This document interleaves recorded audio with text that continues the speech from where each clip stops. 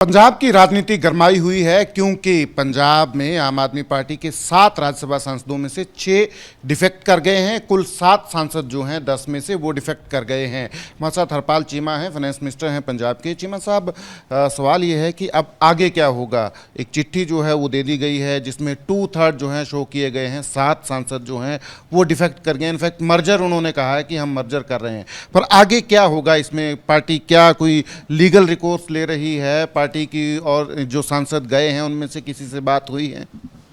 देखिए, ये सारा मामला जो है एंटी डिफेक्शन लॉ के घेरे में आता है और 6 में से 3 सांसद जो हैं वो दिखाई दिए और 3 सांसद दिखाई नहीं दिए, तो मैं समझता हूँ जो एंटी डिफेक्शन लॉ का मामला है। और एक मेंबर जो है राज्यसभा का वो अपना इलाज करवाने के लिए फ़ौरन गए हुए हैं और दूसरे मेंबर ने भी ये नहीं लिखा अपने ट्वीट में कि मैंने दस्तखत किए हैं। तो मैं समझता हूँ सबसे पहले इसकी जांच होनी चाहिए। और आज ही हम जो लेटर लिख के दे रहे हैं ऑनरेबल सभापति जो उपराष्ट्रपति साहब जो देश के संवैधानिक ओहदे पे बैठे हैं, तो मेरे को लगता है कि वो इंसाफ करेंगे, जो संविधान के तहत लिखा है उसके तहत फैसला करेंगे और इन सब लोगों को डिस्क्वालीफाई डिक्लेयर कर देंगे। जिस तरीके से चिट्ठी दी गई है, आप बोल रहे हैं कि ये बाहर हैं 2 सांसद जो हैं कम से कम, पर ये तो ऐसा लग रहा है कि तैयारी जो है पिछले काफ़ी दिनों से थी। अगर उन लोगों से दस्तखत भी पहले करवाए हों तो पार्टी को इस चीज़ की कानो-कान खबर नहीं हुई, जबकि पंजाब में इतना बड़ा अपरेटस है, सिस्टम है, सब कुछ है, CID है, तमाम तंत्र है।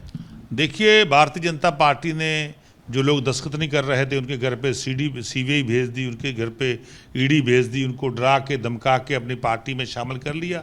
तो मैं समझता हूँ ये ED का CBI का दुरुपयोग है, ये बाबा साहब भीमराव अम्बेडकर जी के संविधान का अपमान है। उन्होंने संविधान बनाया था कि देश में इंसाफ होना चाहिए, जस्टिस होना चाहिए।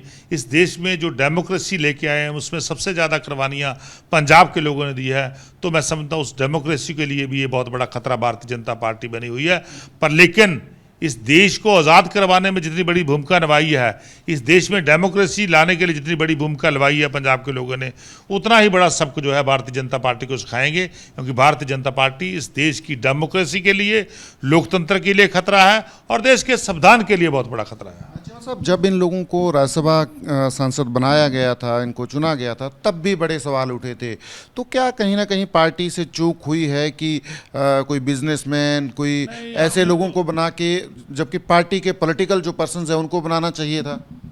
देखिए, ऐसा करके तो हमने उनका सम्मान किया था कि ये एजुकेशन के क्षेत्र से हैं, ये इंडस्ट्री के क्षेत्र से आते हैं, ये स्पोर्ट्स के क्षेत्र से आते हैं, ताकि ये स्पोर्ट्स में आगे हमें लेके जाएंगे, इंडस्ट्री में आगे लेके जाएंगे, तो एजुकेशन में आगे लेके जाएंगे। पर ये थोड़ी पता था उनके दिल में क्या है, तो हम किसी का दिल खोल के नहीं देख सकते। तो उन्होंने, पर लेकिन आज ये समझ आ गई कि उन्होंने 3 करोड़ पंजाबियों के साथ गद्दारी की है। ऐसे गद्दारों को पंजाब हमेशा सब कुछ खाता आता है।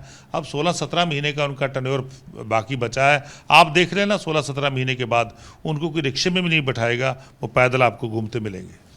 पर एक सवाल जो अब उठ रहा है कि अपोजिशन भी बोल रहा है कि भाई अब तो पंजाब में आम आदमी पार्टी के विधायक जो हैं वो भी विरोधी पार्टियों के टच में, खासकर BJP की बात कर रहे हैं। देखिए, भारतीय जनता पार्टी झूठ बोलने वाली पार्टी है, वो झूठ बोल के डरा रही है, धमका रही है।